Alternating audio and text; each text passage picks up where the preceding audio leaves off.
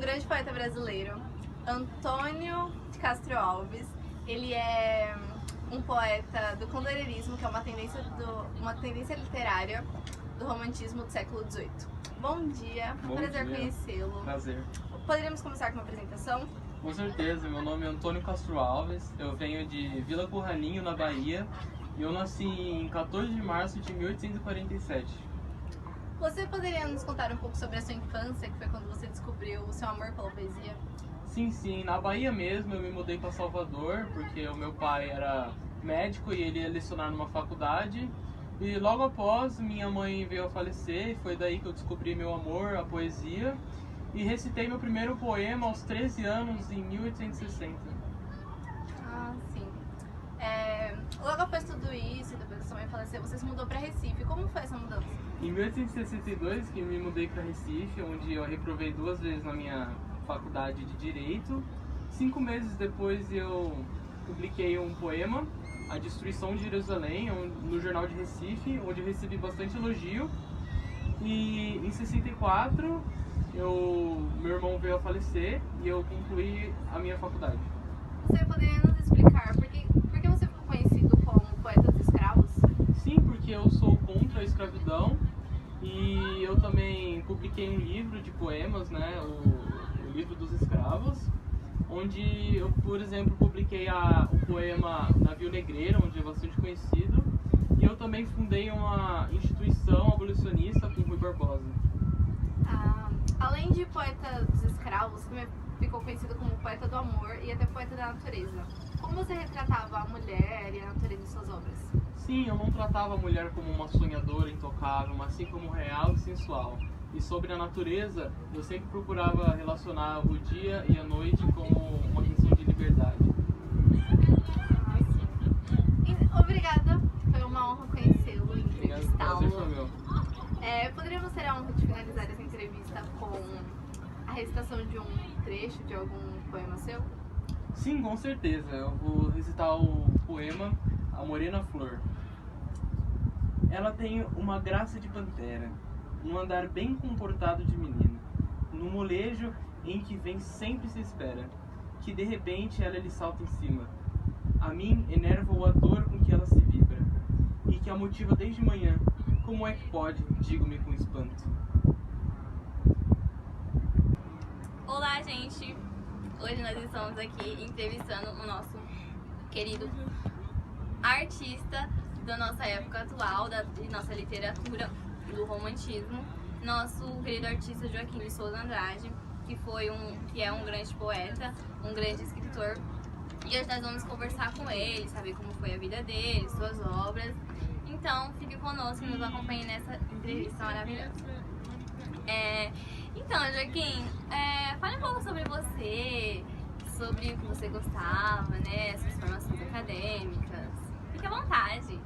Então, né, tudo começou lá na fazendinha dos meus pais, que colheu algodão, pá. E aí fui estudar, né, letras, porque eu gostava muito de português, de escrever, de pensar, de escrever também, de novo.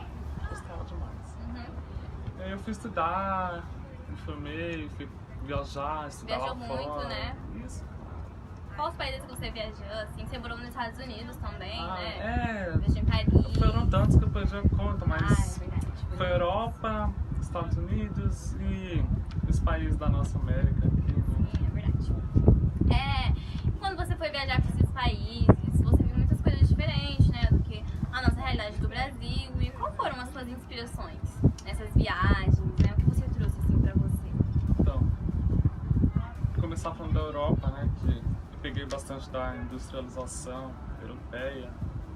E aí depois fui para os Estados Unidos, eu peguei bastante dessa ideia do capitalismo, que aqui no Brasil é bem diferente, né? E aí eu vim pro Brasil querendo falar mais do que é nosso, né? Do nosso povo aqui, da nossa cultura, dos nossos índios. E suas obras, quando você estava nesses países, né? Qual foram as obras que você desenvolveu? Eu escrevi a Harpa Dourada, Novo Éden, muitas obras, né? O Exerrante, né? Isso, essa daí é muito importante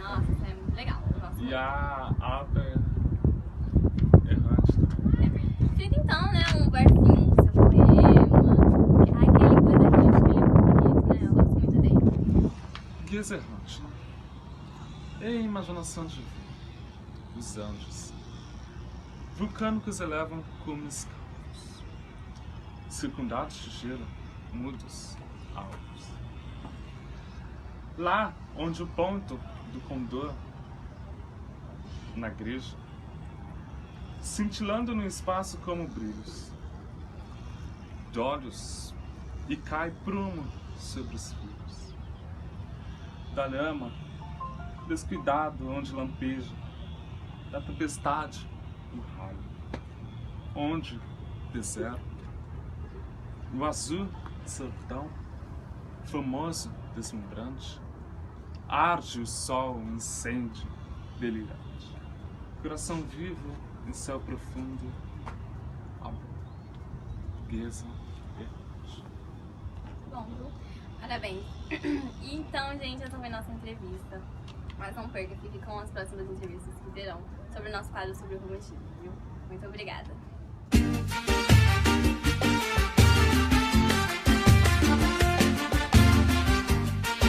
Olá, meu nome é Maria Carolina e eu vim aqui falar um pouco sobre meu pai, Joaquim Nabuco. Ele foi um diplomata, um político, um advogado e um grande historiador brasileiro. Na minha opinião, ele foi o mais importante e o mais popular abolicionista daquela época. Meu pai nasceu no dia 19 de agosto de 1849 em Pernambuco, Recife.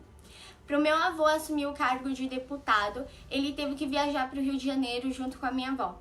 Então, meu pai, ele foi criado, os primeiros 8 anos dele, ele foi criado pelos seus padrinhos. O meu pai, ele era muito contra a abolição no Brasil.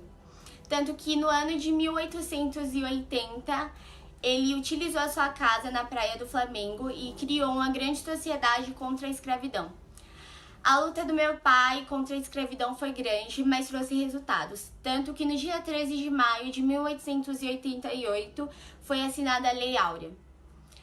O meu pai, ele foi um grande escritor, historiador brasileiro, tanto que a principal obra dele foi o abolicionismo. Essa obra, ela retratava muito bem a inexistência de um verdadeiro liberalismo aqui no Brasil. Tanto que essa obra fez várias pessoas acordarem e perceber os grandes problemas que a divisão da sociedade na época da escravidão trouxe. Meu pai, ele faleceu no ano de 1910, no dia 17 de janeiro. Ele faleceu em Washington, nos Estados Unidos. E como era de desejo dele, a gente trouxe o caixão dele, o corpo dele, para Recife Desculpa, isso é muito difícil ainda para mim. E a gente trouxe o corpo dele para Recife e a gente enterrou ele. Ele faleceu aos 60 anos. Mas não é isso que a gente veio retratar, essa parte triste do meu pai. E eu queria deixar bem claro que ele foi um grande pai e um grande historiador, um grande diplomata, um grande advogado e um grande político que deixou a história dele escrita e fez falta e ainda vai fazer falta pra gente. Obrigada pela atenção.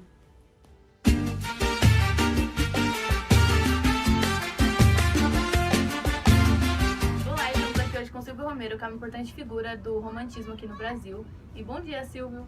Bom dia. Eu gostaria que você se apresentasse e falasse um pouco sobre a sua carreira e a sua vida até o momento. Como você já disse, meu nome é Silvio Romero e vou falar um pouquinho da minha vida. Eu sou poeta, eu sou historiador, faço parte de outras coisas também. Vou falar um pouco da minha experiência. Eu tenho experiência na história, na literatura, na filosofia, No folclore também, na etnologia e entre outros. E vimos também que você cursou faculdade de Direito, de Ciências Jurídicas. E eu também faço parte da Academia de Letras do Brasil e entrei há um tempo atrás. Você disse que você atuou na área da política por um tempo. E você pode falar pra gente um pouquinho sobre isso? O que você fez? Eu fui promotor público no Sergipe, no interior de Sergipe. Depois de um tempo eu fui para o Rio de Janeiro. Depois de um tempo eu fui deputado, me candidatei para ser deputado. Depois de um tempo eu fui para Paraty, no Rio de Janeiro, onde eu virei juiz. Sim. E você tem diversas obras e todas elas têm uma influência muito grande no romantismo aqui no Brasil. Será que você poderia falar pra gente um pouquinho sobre elas? Eu vou falar as minhas duas principais, que é a poesia contemporânea e a doutrina contra a doutrina. E você também tem uma que é uma das mais conhecidas, que é a história da literatura brasileira também. É uma das mais famosas também, não esqueci delas. Muito obrigada pela entrevista, pela oportunidade, por ter vindo aqui.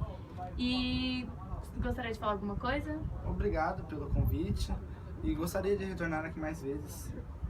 Muito obrigada. Então, voltamos. Vamos ver, não?